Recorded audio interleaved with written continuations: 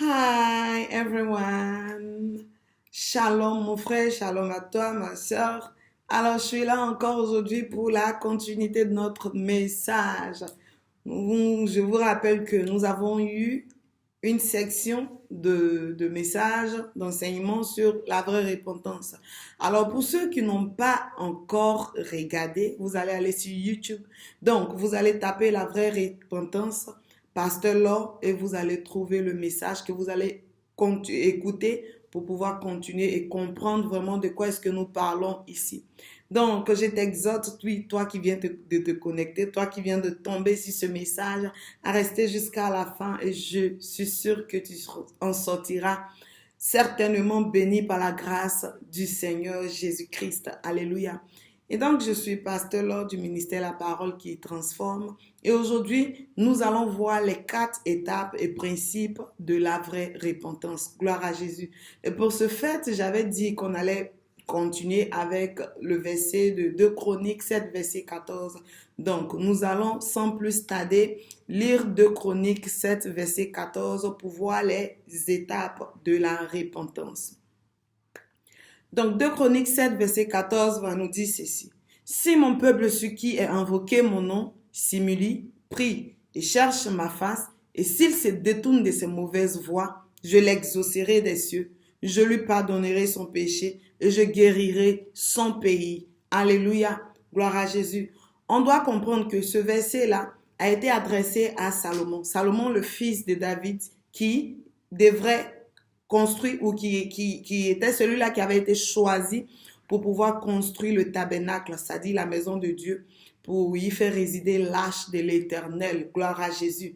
Et donc, après l'inauguration, après avoir sacrifié beaucoup d'animaux au Seigneur, le Seigneur va se réjouir et va donner des restrictions. C'est-à-dire, il va donner, c'est ça, il va dire à Salomon, s'il arrive que je me détourne de vous, s'il arrive que vous viviez des calamités, s'il arrive que vous viviez des problèmes, des difficultés, il va falloir vous repentir. C'est-à-dire, il va falloir que vous vous humiliez, vous priez, vous cherchez ma face et vous vous détourniez de votre péché. C'est la seule condition, c'est à cette condition-là que moi, l'Éternel, je vais revenir renforcer notre alliance et puis avoir un lien encore plus fort avec vous. Alléluia. Et donc, cette ordre du Seigneur a été, comment dirais-je, comment j'ai expliqué ça? C'est-à-dire tout le peuple d'Israël, après Salomon, après Salomon, ont suivi ça. Et jusqu'à ce que ça nous concerne aujourd'hui. Donc, la Bible va dire que son peuple, ça peut être quelqu'un qui est allé à l'église ou bien quelqu'un qui connaît le Seigneur et après qui tombe dans le péché, après qui tombe dans des trucs vraiment qui ne glorifient pas le nom du Seigneur. Et qu'est-ce que cette personne devrait faire? Cette personne devait se repentir. Cette repentance, ça aussi peut concerner quelqu'un même qui n'est jamais allé à l'église, mais qui vient aujourd'hui ou bien qui veut faire la paix avec le Seigneur. Voici l'attitude à pouvoir adapter. Gloire à Jésus. Selon 2 Chroniques 7, verset 14, c'est ce que le Seigneur nous dit. Et donc, nous allons relever vraiment 4 étapes qui nous conduit à la repentance. Donc, on voit que la repentance, c'est pas faire une seule chose. Par exemple, prier à l'église, Seigneur, pardonne-moi mes péchés, nanani, nanana. Non, c'est pas ça la repentance. Alléluia. Gloire à Jésus. Et donc, la repentance, pour aller à la repentance, nous allons voir la première étape qui est d'abord s'humilier. Ensuite de s'humilier, il y a prier. Après prier, il y a chercher la face de Dieu. Après chercher la face de Dieu, il y a se détourner de son iniquité, de ses mauvaises voies, de ses péchés, pour pouvoir arriver à la repentance. Alléluia. Donc, nous avons 4 étapes pour aller à la repentance. Et dans ces 4 étapes, aujourd'hui, nous allons choisir la première étape qui n'est rien que s'humilier. Alléluia. Et nous allons savoir, quelqu'un peut me demander qu'est-ce que c'est s'humilier ou bien comment on s'humilie, qu'est-ce qu'il faut faire pour s'humilier ou qu'est-ce qui prouve bien, qu'est-ce qui montre qu'une personne s'est humiliée. Gloire à Jésus. Et donc, nous allons voir ce mot humilier. Donc, avant toute chose, nous allons comprendre la définition du mot s'humilier. Donc, que je vais lire ici, j'ai pu vraiment chercher les définitions, mais je vais lire la définition la plus correcte selon moi que j'ai trouvée. Donc, s'humilier signifie se rabaisser volontairement ou subir une humiliation. Cela peut impliquer de reconnaître ses erreurs, de présenter ses excuses, de se soumettre à l'autorité d'une autre personne ou de faire des sacrifices pour le bien-être d'autrui. Alléluia, on va continuer encore. Dans certains cas, s'humilier peut être considéré comme une vertu, car cela peut aider à renforcer des relations interpersonnelles et promouvoir la paix et l'harmonie dans les interactions sociales. Alléluia. Gloire à Jésus. Cependant, il est important de noter que s'humilier peut également être utilisé comme une forme de manipulation. Bon, on va s'arrêter là. Alléluia. Et ce que j'ai choisi vraiment dans ce texte, c'est que s'humilier, c'est une vertu. Alléluia. Je vais dire dans cette définition, désolé. Donc, s'humilier, c'est une vertu. C'est vraiment une grande vertu. C'est un bien de pouvoir s'humilier surtout. Parce que, rappelons-nous que la parole de Dieu dit que, ou Dieu parle à quelqu'un, je ne sais plus trop, mais il dit que si quelqu'un te combat, Dieu, il peut venir à ton secours. Mais si c'est lui, Dieu, qui est en train de te combattre, qui peut le délivrer de tes mains? Personne. Donc, arrivé un moment, puisque lui-même il dit, si mon peuple celui qui est invoqué mon nom, s'humilie, prie, cherche ma face. Alléluia. Donc, arrivé un moment, il faut savoir que vraiment je vis cette situation-là. Parce que, voilà, parce que je me suis mal comportée, parce que j'ai mal agi, parce que j'ai lâché la main de Dieu, parce que j'ai désobéi à Dieu, parce que vraiment j'ai fait ci, j'ai fait ça. Alors, en tant qu'un bon enfant de Dieu, je retourne vers mon Père, je m'humilie. Ah Seigneur, pardon papa, j'ai vraiment péché contre toi, je te demande pardon. C'est ça, s'humilier, alléluia. Gloire à Jésus. Et la Bible va nous dire que tout ce qui a été écrit dans la parole du Seigneur, c'est-à-dire dans la Bible, a été écrit pour nous servir d'exemple et d'instruction. Donc, on va voir quelques exemples dans la parole de Dieu et on va pouvoir avoir des instructions, c'est-à-dire des instructions selon ces exemples-là que nous allons étudier aujourd'hui. Et donc, on parle du mot simuler, on est d'accord? Donc, on va prendre 2 Chroniques 33, verset 12, que je vais lire. Donc, 2 Chroniques 33, verset 12 va nous dire ici. Lorsqu'il fut dans la détresse, il implora l'Éternel son Dieu et il simulia profondément devant le Dieu de ses pères. Et donc, le Dieu de ses pères ici va parler le Dieu d'Abraham, d'Isaac, de Jacob, et ainsi de suite. Pour certaines personnes qui aiment dire le Dieu de mon père, ton père spirituel, bon, peut-être que tu ne le connais pas assez trop bien pour savoir quel Dieu exactement il prie. Donc, c'est juste une parenthèse. Alléluia. Et donc, ce monsieur-là, on va dire qu'il fut dans la détresse. Lorsqu'il fut dans la détresse, il implora l'Éternel, son Dieu. Il s'humilia profondément, alléluia, devant le Dieu de ses pères. Il s'est humilié très profondément, gloire à Jésus. Mais nous ne savons de tout même pas de qui est-ce qu'il s'agit. Donc, pour comprendre de qui est-ce qu'il s'agit et qu'est-ce que cette personne avait fait pour que cette personne s'humilie aussi profondément devant le Dieu créateur du ciel et de la terre, nous allons le comprendre ici dans 2 Chroniques 33, verset 9, qui va parler de « Même Manassé fut cause que les habitants de Jérusalem et Juda s'égaraient et firent le mal plus que les nations que l'Éternel avait détruites devant les enfants d'Israël. » Gloire à Jésus. On va comprendre par ce verset que les enfants d'Israël qui sont quittés en Égypte, lorsqu'ils étaient en train de rentrer en Égypte, et lorsqu'ils étaient en train de sortir de l'Égypte, il y avait les territoires qu'ils ont occupés avaient des habitants. C'est-à-dire ces territoires-là abritaient des peuples. Et cette parole-là va nous dire que les peuples qui habitaient ces territoires-là, ils péchaient. Ils péchaient tellement, c'est-à-dire qu'ils commettaient l'iniquité, ils étaient abominables. Et donc Dieu, voulant donner la place à ses enfants, il va aider ses enfants à détruire ces peuples-là, à les chasser, à les tuer pour prendre les territoires. Mais ici, ils vont nous dire que Manassé et puis son peuple, là, ils ont commis des péchés plus atroces que ceux qui vivaient là auparavant. Donc, quand on parle de péché ou bien on parle d'abomination, on va voir les Moabites. La Bible va déclarer que les Moabites les faisaient passer leurs enfants par le feu pour dédier ces sacrifices-là à leur Dieu. Mais la Bible va dire que le peuple de Dieu, dont Manassé était roi, ont fait plus pire, gloire à Jésus. Et on va comprendre que Manassé, il a eu le règne le plus long. C'est-à-dire il a régné pendant 55 ans. Et pendant ces 55 ans-là, vraiment, il a fait fort. Il a fait des choses très, très, très, très, très atroces et abominables devant Dieu. Dieu va essayer par lui parler. Dieu va essayer de lui parler par ses prophètes, qu'il va même tuer. Il va tuer d'autres prophètes. Et la Bible va parler de Manassé. C'est autant de Manassé que le prophète Ésaïe est mort. On va dire donc d'Ésaïe qu'il a été scié. Ésaïe a été scié, c'est-à-dire ils ont coupé avec scie en deux. Ils l'ont coupé comme ça. C'est comme ça qu'il est mort. Et Manassé serait l'auteur de ces crimes-là, en plus de toutes ces abominations qu'il commettait. On va encore comprendre dans l'histoire de Manassé que Manassé a transformé la maison de Dieu, c'est-à-dire le temple que Salomon a construit là. Il a transformé ça en lieu de Baal. Il n'y avait plus de place pour des sacrificateurs, pour des lévites, de servir Dieu, parce que c'était le contraire. Ils ont pris l'attitude du peuple que Dieu avait chassé, détruit devant eux. Alors, ce roi-là, il a commis tellement d'atrocités qu'on ne peut pas finir de compter.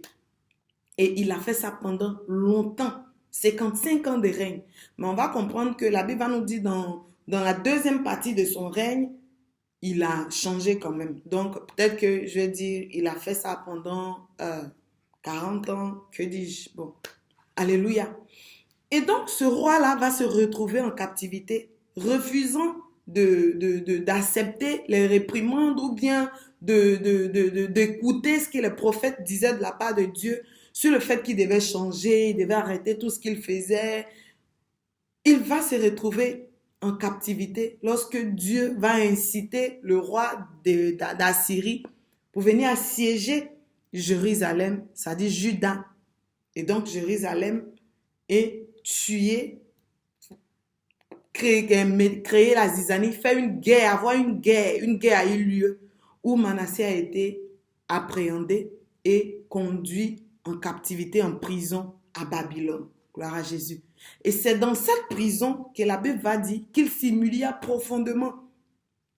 Lorsqu'il fut dans la détresse peut signifier le malheur que tu vis, ou bien la misère que tu vis aujourd'hui, ou bien le problème en un point fini. Pour lui, c'était en prison. Mais pour nous, ou bien pour toi, ça peut être cette souffrance que tu endures.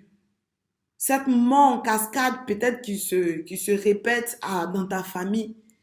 Cette dépression à laquelle tu fais face. Ce manque d'argent peut-être. Ce célibat que tu vis. Tous ces problèmes que tu vis peuvent être pour toi une détresse. Alléluia. Alors la Bible va dire que pour pouvoir sortir de cette détresse-là, il faille que tu invoques l'Éternel. Mais comment? En t'humiliant, en priant et en cherchant sa face. Ces choses-là vont te conduire à te détourner de cette mauvaise voie que tu as peut-être empruntée. Gloire à Jésus. Et lorsque ce roi-là va faire ça, la Bible va dire que Dieu l'a restauré. Dieu l'a ramené dans son pays et il a continué son règne de roi. Et là, il a lutté pour que les choses changent jusqu'à ce qu'il donne son dernier souffle. Alléluia. Mais au moins, il a été une personne repentie. Il a changé avant de mourir. Gloire à Jésus. Donc toi, qu'est-ce que tu vis aujourd'hui? Quel est donc ce péché que tu as commis? Ce péché qui te fait croire que Dieu ne peut pas te pardonner. Lui, avec toutes ces atrocités qu'il a commis, il s'est humilié et Dieu l'a restauré. Je ne sais pas ce que tu as commis comme péché, mais je vais te dire une chose. Si tu t'humilies devant Dieu, il est juste, il est miséricorde Dieu. Il est assez miséricorde pour te pardonner. Alléluia. Ce péché va te conduire certainement dans une détresse. Mais dans cette détresse, quelle est l'attitude que tu adaptes face à cette situation? Comment est-ce que tu t'y prends? On voit l'exemple de Manassé qui, après toutes ces choses horribles qu'il a commises, il a su s'humilier devant Dieu. Donc, je veux t'exhorter, quel que soit ce que tu vis, humilie-toi devant le Seigneur, quel que soit le mal que tu as pu faire à quelqu'un, même si tu as tué, même si tu as commis quelque chose d'atroce, je veux te dire aujourd'hui que ta manière de t'humilier devant Dieu peut te sauver, alléluia, parce que c'est ce que Dieu lui-même, il a dit. Gloire à Jésus. Alléluia. Donc, on va voir l'opposant de l'humilité. Gloire à Jésus. Ça dit, ce qui s'oppose le plus souvent à ce que les gens s'humilient, c'est l'orgueil. Et la Bible va dire de l'orgueil que l'humilité précède la gloire, mais l'orgueil précède la chute. Et donc, j'ai intitulé ici que l'orgueil, c'est la chute, la perte et la mort. Et donc, pour voir cet exemple, on va prendre encore l'exemple du fils de Manassé, qui est dans 2 Chroniques 33, verset 23. La Bible dit, il ne s'humilia pas devant l'Éternel, comme s'était humilié Manassé son père, car lui, Amon, se rendit de plus en plus coupable. Donc, son père a voulu se racheter, il a lutté pour que le peuple revienne à la norme. Et lorsqu'il est mort, son fils prend le règne. Et on rappelle que son papa a régné pendant 55 ans. Et son fils, il vient, il prend le règne et il répète les erreurs de son papa. Alléluia. Il répète les erreurs de son papa. Et la Bible nous apprend qu'il a régné que 2 ans. Lui, il n'a pas eu le temps de se repentir. Gloire à Jésus. Il a régné 2 ans. Il n'a pas eu le temps de se repentir. Donc, je veux interpeller quelqu'un pour te dire, ne regarde pas le fait que tu vis aujourd'hui dans tout ce que tu fais comme des choses abominables ou bien comme péché, dans tout ce que tu vis comme péché. Et parce que tu as la vie, tu te dis que tu as le temps de pouvoir tout faire au fait. Tu as le temps de te repentir. La mort ne prévient pas. Jésus lui-même, il est allé à la croix à 33 ans. Alléluia. Il y a des enfants de 5 ans qui meurent. Donc, c'est comme ça. Il y a des enfants de 15 ans qui meurent. Il y a des adolescents de 18 ans qui meurent. Il y a des personnes de 25 ans qui meurent. Combien de temps penses-tu que tu as? Alléluia. Manassé a eu le temps de se repentir. Mais pourtant, son fils n'a pas eu le temps de se repentir. Il est mort après 2 ans de règne. Dans cette vie abominable, dans le fait d'adorer d'autres dieux, dans le fait de pécher contre l'Éternel, contre Dieu. Il est mort après 2 ans. Pendant que son père a eu le temps de se repentir, lui n'a pas eu le temps de se repentir. Parce que 2 ans suffit pour qu'il meure. Alors, quel que soit ce que tu fais aujourd'hui, je veux te dire que tu dois prendre conscience. Tu dois savoir qu'aujourd'hui, tout peut arriver. Et le plus souvent, ce sont nos péchés qui nous conduisent dans la détresse. Et cette détresse que tu vis aujourd'hui, là, qui te conduit dans cette dépression, peut te conduire à la mort. Parce que la mort, même avant d'être physique, elle est d'abord spirituelle. On peut mourir spirituellement. Quand ta vie de prière est morte, va surgir les problèmes, comme Manassé, la guerre qui l'emmenait à se retrouver en prison. Alléluia.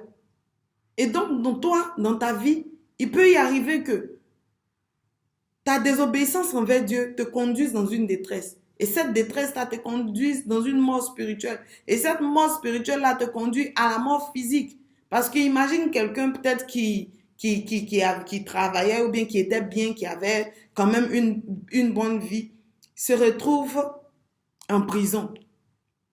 Alléluia. Et en prison, tu vas commencer à avoir une dépression. Ou bien, je peux dire, une prison spirituelle, du genre où tu n'arrives plus à avoir de l'argent pour subvenir aux besoins de ta famille, même pour payer ta maison, c'est difficile. Tout a commencé à chambouler dans ta vie. Les choses ont commencé à être difficiles dans ta vie et rien ne va dans ta vie. Alléluia. Rien ne va dans ta vie. Et tu vas commencer à réfléchir, à penser, à faire des dépressions jusqu'à un jour où on entend, il est mort. Souvent, ça va passer par des maladies, des migraines, des céphalées. Un jour, tu piques une crise cardiaque, boum, c'est fini pour toi, tu es mort. Ça peut arriver, mais je te ne le souhaite pas. Alléluia. Alors, tu vas imaginer quelqu'un qui avait sa petite famille, quelqu'un qui vivait bien, quelqu'un qui avait ses enfants avec lui, ça allait sur lui. Tout d'un coup, bon, à cause de la vie qu'il a commencé à mener, peut-être que, bon, il perd sa famille. Ça peut être, bon, la mort surgit ou bien la femme prend ses enfants et puis elle le quitte. Tu vois, ta femme te quitte, tes enfants, elle va avec tes enfants. En Europe, il y a des choses comme, comment dirais-je, on lutte des gardes. Et puis quand la femme a les gardes à la garde des enfants, ça dit, tu as, comment dirais-je, une amende à payer chaque mois qui dépasse toi-même ton salaire. Est-ce que tu ne vas pas rentrer dans une dépression? Mais peut-être que c'est quelque chose qui vous emmenez à cette détresse. Alléluia. Gloire à Jésus. Et donc, je vais dire que la détresse peut venir de différentes manières. Que ce soit le manque d'affection, d'argent, beaucoup de choses que nous pouvons vivre aujourd'hui de manière physique ou même de manière spirituelle, les oppressions spirituelles. Il va falloir qu'on s'humilie. Gloire à Jésus. Ce que je te souhaite, c'est que quand tu es dans ta détresse ou quand tu seras dans ta détresse ou ce que tu vis aujourd'hui comme difficulté, il faut te rappeler que la Bible dit que nous devons nous humilier devant Dieu. Seigneur, j'ai péché contre toi. La Bible ne nous explique pas comment Manassé s'est humilié devant le Seigneur. On va voir ça. Alléluia. Gloire à Jésus. Et donc le fils de Manassé, qui était Amon, n'a pas eu la chance de s'humilier devant Dieu. Il n'a pas eu la chance de se repentir. Et il est mort. Alors, donc nous allons voir ici les opposants de l'humiliation ou bien du fait de s'humilier devant Dieu. Et nous allons prendre l'histoire de ce monsieur-là dans 2 Chroniques 32, verset 26, que je vais lire. Et donc, j'avais parlé de l'orgueil, qui est l'opposant du fait que l'homme, de l'humiliation, de s'humilier, du mot s'humilier, ou bien de l'humilité. Voilà, l'opposant de l'humilité. Et alors Ézéchias, du sein de son orgueil, s'humilia avec les habitants de Jérusalem, et la colère de l'Éternel ne vint pas sur eux pendant la vie d'Ézéchias. Alléluia. Voilà ce que la Bible nous dit. Ézéchias, la Bible ici le traite d'orgueilleux. Il était orgueilleux. Mais la Bible va dire que du sein de son orgueil, il va s'humilier. Et Dieu va faire passer sa colère. Alléluia. Donc l'orgueil peut emmener Dieu à être irrité contre toi, à être fâché contre toi. Ici, l'histoire d'Ézéchias, c'est que c'était quelqu'un qui a rebâti les murailles de Jérusalem. Et le roi d'Assyrie venait pour attaquer Jérusalem. Et le roi d'Assyrie était quelqu'un de fort qui avait vraiment bouleversé beaucoup d'autres nations. Et il va envoyer même des messagers dans la ville d'Ézéchias pour tchatcher, pour dire qu'est-ce que vous pouvez. Est-ce que vous ne savez pas ce que moi et puis mes pères là on a accompli? Vous n'avez pas peur de nous. Ézéchias vous ment. On va venir ici, vous mettre, on va vous faire quelque chose. C'est-à-dire on va vous détruire, on va vous tuer, vous tous, vous allez comprendre. Et donc Ézéchias, croyant en Dieu, va persévérer, calmer le peuple. Mais tout le monde ne pensait même pas que Ézéchias, Ézéchias et son peuple pouvaient vaincre ce combat-là parce que le roi d'Assyrie avait quand même une renommée. Il avait quand même un nom de quelqu'un qui savait bien faire la guerre. Et il avait tellement bouche, il tchatchait, il est venu insulter même le peuple pour dire votre Dieu, les peuples fait quoi? Jusqu'à ce que Dieu donne la victoire à Ézéchias. Et tellement les gens étaient contents, ils venaient donner des cadeaux, ils venaient faire des offrandes à Dieu, ils félicitaient tout le peuple, tous les alentours, même les gens d'à côté félicitaient tellement Ézéchias que la Bible va dire que son cœur s'était élevé. Et donc il avait commencé à être orgueilleux, à devenir orgueilleux. Il va tomber malade et Dieu va lui faire, vous allez lire le verset pour comprendre. Donc la Bible va nous dire que vous allez lire 2 Chroniques 32, tout le chapitre pour comprendre. La Bible a dit, du haut de son orgueil, il s'humilia et la colère de l'Éternel ne vient pas sur lui et puis son peuple. Alléluia. On va encore prendre un autre exemple de de quelqu'un c'est l'opposant, ça dit celui-là même qui ne s'est pas humilié. Alléluia. Donc nous allons prendre Exode 10, verset 3. La Bible parle ici de Moïse. Donc Exode 10, verset 3. Moïse et Aaron allaient vers Pharaon et lui dirent, ainsi parle l'Éternel, le Dieu des Hébreux. Jusqu'à quand refuseras-tu de t'humilier devant moi? Laisse aller mon peuple afin qu'il me serve. Ici, Dieu va parler au travers de Aaron et Moïse à Pharaon pour dire jusqu'à quand? Jusqu'à quand tu vas refuser de t'humilier devant moi, le Dieu vivant? Pharaon refusait, mais on sait tout ce qui est arrivé à Pharaon. Alléluia. Ça a commencé par l'eau qui s'est transformée en sang. 10 plaies, les mouches venimeuses, la glaie, jusqu'à ce que surgisse la mort parce que Pharaon refusait de s'humilier devant Dieu. Jusqu'à ce que le fils de Pharaon perde la vie.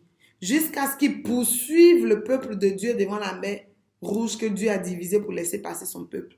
Jusqu'à ce qu'il décide, il s'engage à traverser l'eau pour pouvoir aller tuer ou bien aller reprendre le peuple de Dieu. La Bible va dire qu'ils ont péri. Comme Amon, le fils de Manassé. Si tu refuses de t'humilier, ça dit si tu te bases sur l'orgueil, tu risques de périr. Alléluia. Gloire à Jésus. Donc voilà ce qui est arrivé à Pharaon lorsqu'il a refusé de s'humilier devant Dieu. Si vous voulez comprendre l'histoire, vous allez lire le livre d'Exode pour voir comment est-ce que Moïse est sorti avec le peuple de Dieu de l'Égypte. Alléluia. Gloire à Jésus. Donc nous allons encore progresser, voir Jérémie 8, verset 12. Ils seront confus, car ils commettent des abominations. Ils ne rugissent pas. Ils ne connaissent pas la honte.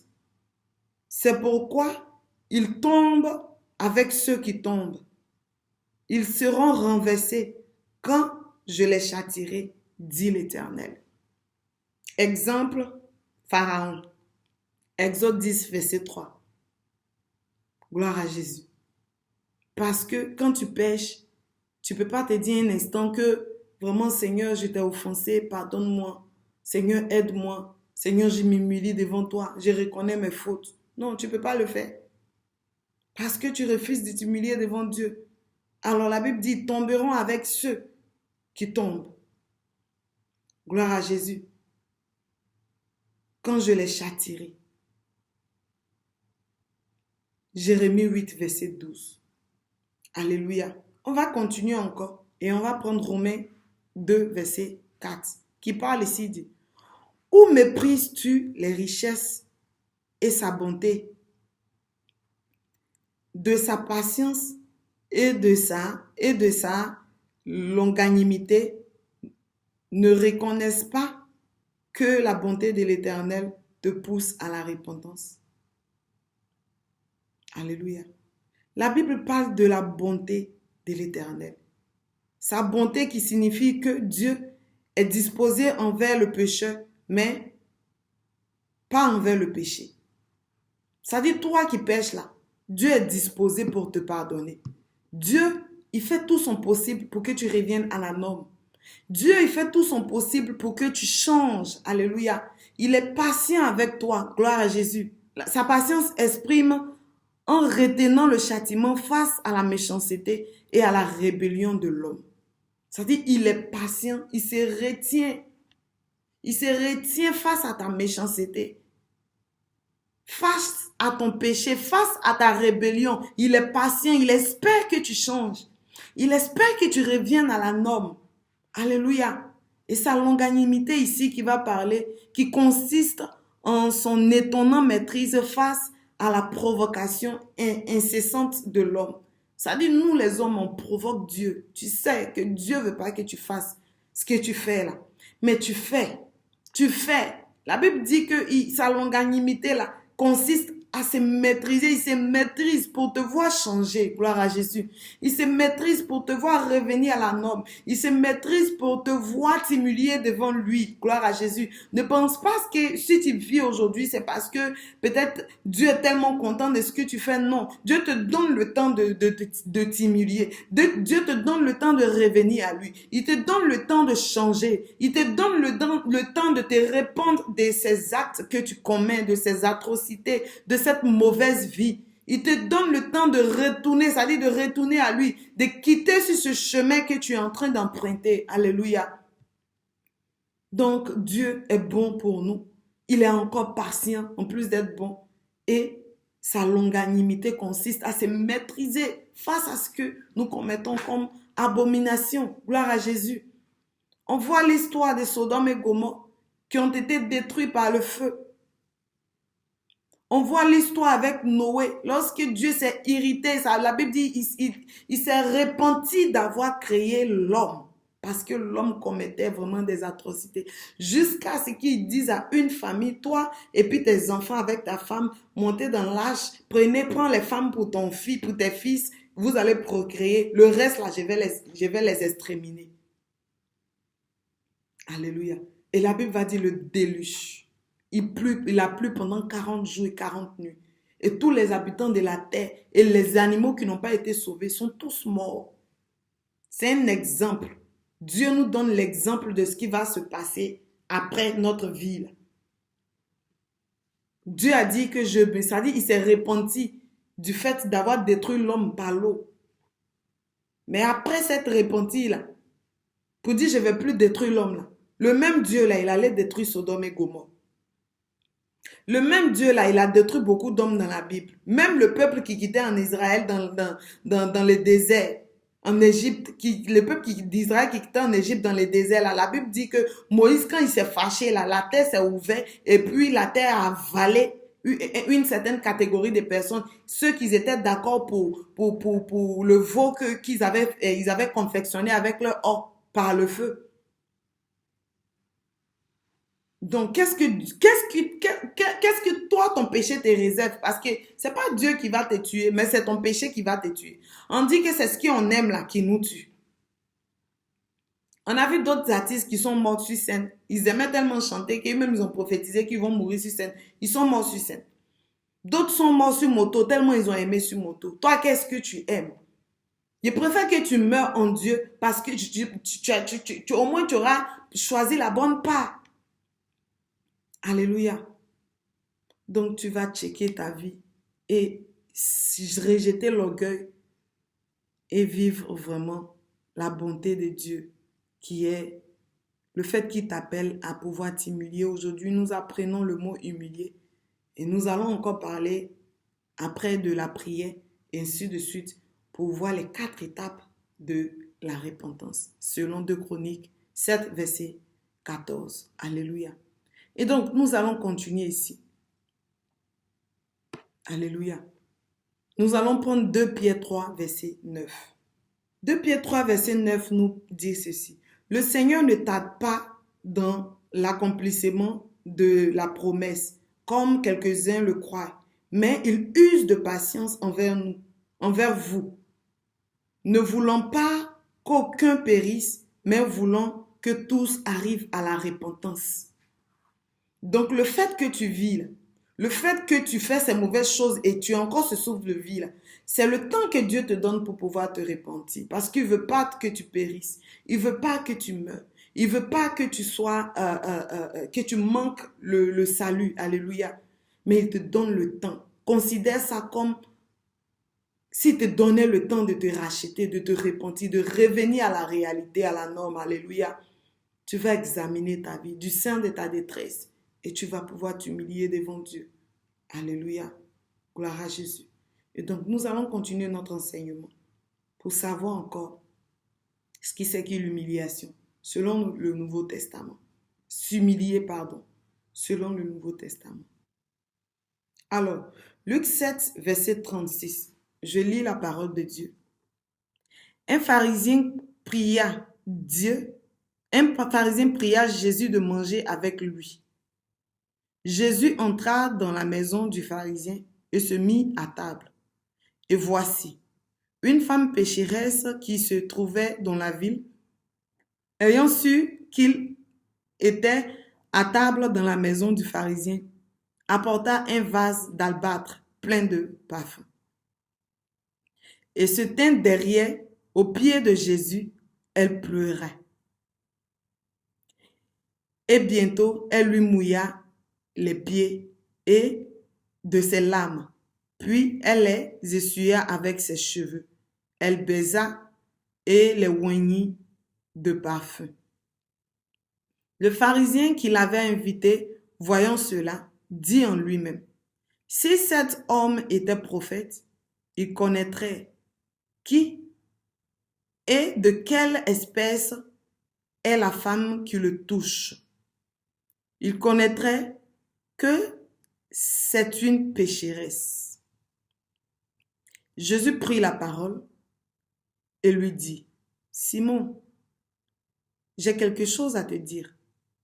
Maître, parle, répond-il.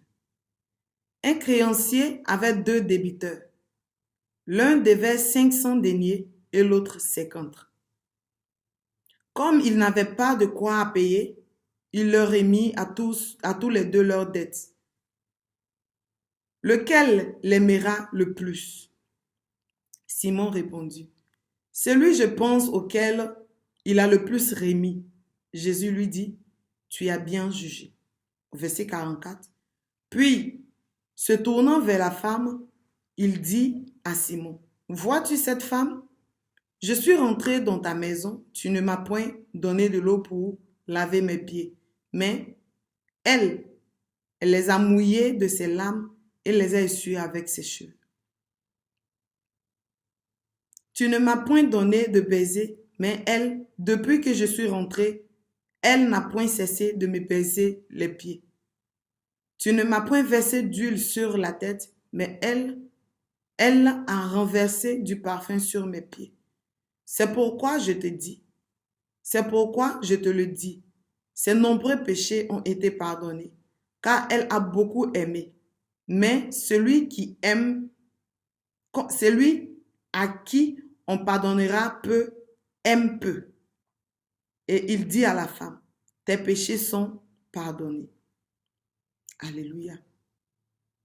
Au verset 49, ceux qui étaient à table avec lui se mirent à dire en eux-mêmes, qui est celui donc qui pardonne même les péchés? Mais Jésus dit à la femme, ta foi t'a sauvée, va en paix. Alléluia. Voilà ce que la parole de Dieu nous enseigne par ce verset, qui nous parle d'un pharisien. Et nous savons tous ce qui est écrit concernant les pharisiens.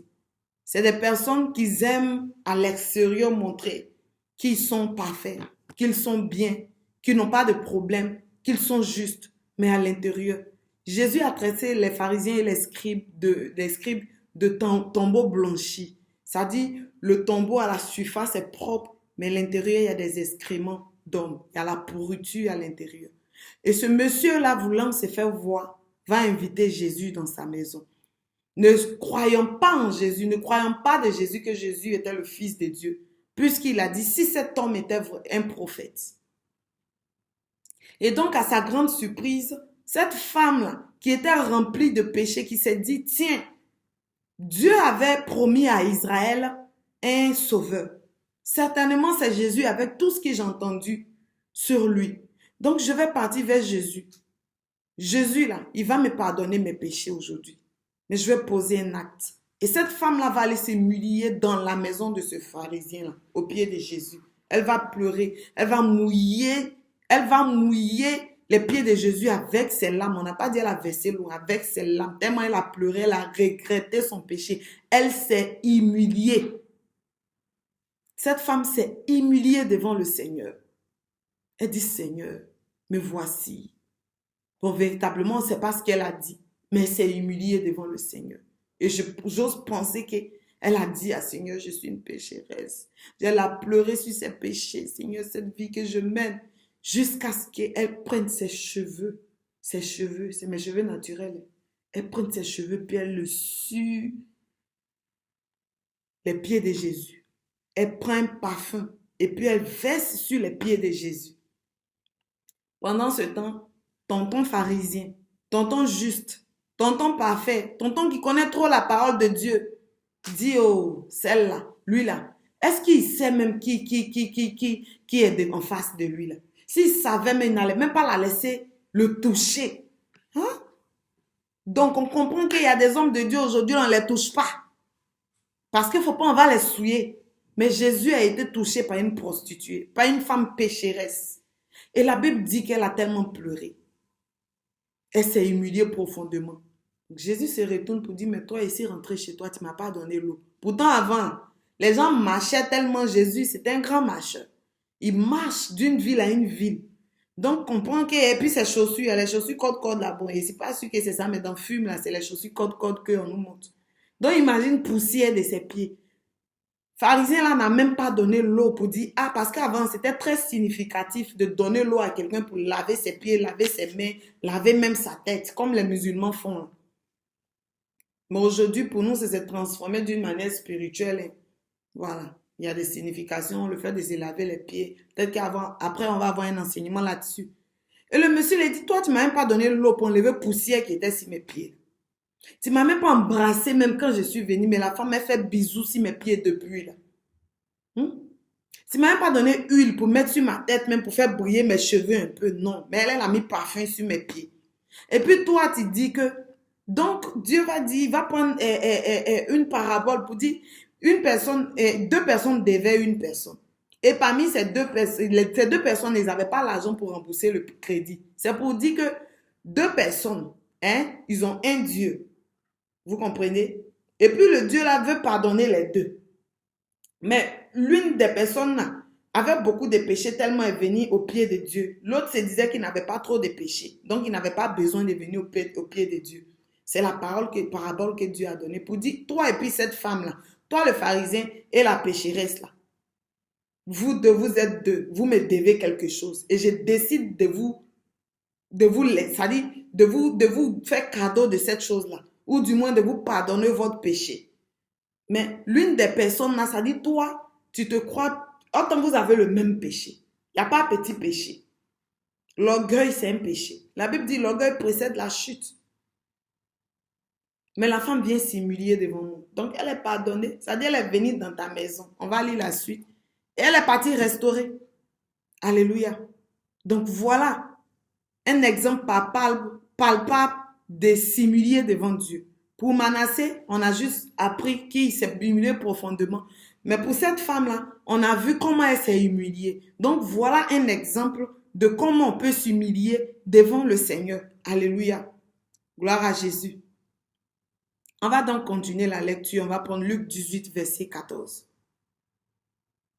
Je vous le dis, celui qui descendit dans sa maison justifié plutôt que l'autre, car quiconque s'élèvera sera abaissé, et celui qui s'abaissera sera élevé. La femme est venue trouver Jésus dans la maison du pharisien, et puis elle est retournée restaurer, pendant que lui-même qui a reçu Jésus, il est resté comme ça. C'est ce qu'il avait dit, c'est ce que ce verset l'avait dit. Ça dit, tu peux être à l'église. Quelqu'un va quitter dans le monde. Quelqu'un va venir s'humilier devant Dieu. Toi, tu vas être assis à ta même place à l'église. Et puis lui va devenir pasteur devant toi. Lui va aller à l'école biblique devant toi. Lui va commencer à servir Dieu. Et puis lui va venir te prêcher encore la parole de Dieu. Parce que tu te dis que comme tu es à l'église, tu es sauvé.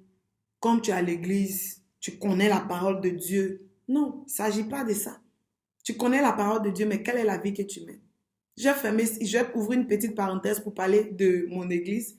Il y a un monsieur, un bon dimanche, il y a un monsieur qui est venu nous trouver à l'église. On a fait le culte, tout s'est bien passé. Et l'heure de se présenter, il a pris le micro, il a commencé à raconter que non, je connais le Seigneur depuis 1900. Quand j'ai entendu 1900, et puis je l'ai regardé. Bien aimé, c'est pas pour truc, hein, mais j'ai pas senti en lui quelqu'un qui a connu Dieu depuis 1900 et quelques. Je n'ai pas vu en lui quelqu'un qui a connu le Seigneur. Il a commencé à expliquer, non, je suis responsable à l'église, mais pourtant tu sens la misère. Moi-même là, peut-être que ça ne va pas trop chez moi, hein, financièrement ou bien, bon, en tout cas, Dieu gère. Mais le monsieur là respirait la misère, je vous assure. Mais il dit qu'il a connu Dieu depuis 1900. Il a commencé à expliquer, il est responsable des temps, il fait ceci, il dirige à l'église, il fait cela, il fait ceci. On l'a écouté. Mais après, j'ai eu pitié, j'ai pris compassion de ce monsieur. Alléluia.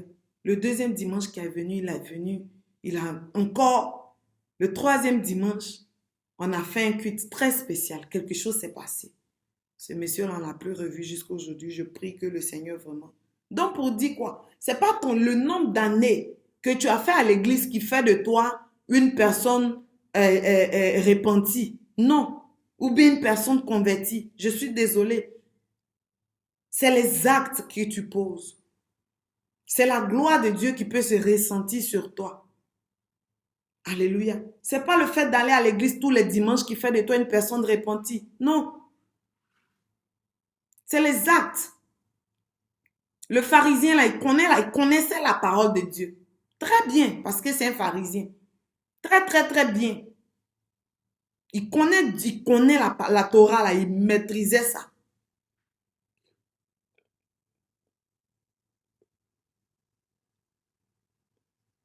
Alléluia. Mais quelqu'un, une pécheresse est quittée là-bas. Et puis elle a raflé toute la grâce. Et puis elle est partie dans sa maison heureuse, épanouie. Jacques 4, verset 10 va nous dire ici, humiliez-vous devant le Seigneur et il vous élèvera. Celui qui s'humilie sera élevé. Mais celui qui ne veut pas s'humilier sera humilié. Alléluia. Sur ce, je vais m'arrêter ici et je vais dire à quelqu'un que le plus souvent, tu peux entendre la parole de Dieu. Ça peut te faire du bien au moment où tu l'entends. Mais après, tu vas te sentir, oh Seigneur, Dieu m'a parlé, Dieu. Et Seigneur, cette parole-là, vraiment, si je vais faire ça, je vais faire ça. Tu n'es même pas encore arrivé à la maison, puis tu as oublié. Je vais t'exhorter à ne pas oublier cet enseignement. Apprendre au sérieux cet enseignement. Apprendre au sérieux toi-même ta vie. Alléluia. Donc aujourd'hui, c'était ça. S'humilier. Comment s'humilier? Qu'est-ce que ça signifie de pouvoir s'humilier? Alléluia. Nous allons nous arrêter là pour aujourd'hui. Et nous allons continuer avec le mot suivant qui est prier. La prière. Et donc, nous allons détailler la prière, ce que c'est que la prière, quel genre de prière, quel type de prière il faut faire lorsqu'on s'humilie devant Dieu, lorsqu'on on se répand en fait, lorsqu'on veut se repentir ou bien lorsque on se confesse. Alléluia. Il y a des types de prières qu'il faut faire, que nous allons étudier pour la prochaine section. Sur ce, je vais vous dire bonne soirée ou bien bonne journée. Et puis que la grâce du Seigneur demeure sur vous et que ces enseignements soient inscrits sur la table de vos cœurs, qu'ils soient enregistrés dans vos mémoires afin que nous fassions tous selon ce qui est dit la parole de Dieu. Alléluia. Il dit, ceux qui m'aiment gardent mes commandements. Gloire à Jésus. Bye, à la prochaine fois. N'oubliez pas de vous abonner sur notre page Facebook qui est LPT Ministry, en grand caractère, LPT et Ministry. Et notre page TikTok qui est la parole qui transforme. Ensuite, de la page Facebook et la page YouTube qui est aussi la parole qui transforme, qui sont tous en bas de cette vidéo. Vous allez, voilà, et vous allez trouver nos pages pour vous abonner. Nous aurons beaucoup d'autres messages édifiants, beaucoup d'autres enseignements enrichissants pour notre croissance spirituelle. Que la gloire du Seigneur demeure sur vous et n'oublie pas, surtout, oui, n'oublie pas de t'abonner et non seulement pour recevoir d'autres messages, mais pour encore continuer parce que nous n'avons pas encore fini. Ce n'est pas qu'une seule étape. Nous avons vu les 4 étapes de la repentance, c'est-à-dire les 4 étapes et principes de la repentance. Donc, on a vu qu'un qui est s'humilier et après, nous aurons les autres qui suivent. Gloire à Jésus, je prie que le Seigneur te bénisse abondamment pour la gloire de son nom au nom de Jésus. Amen.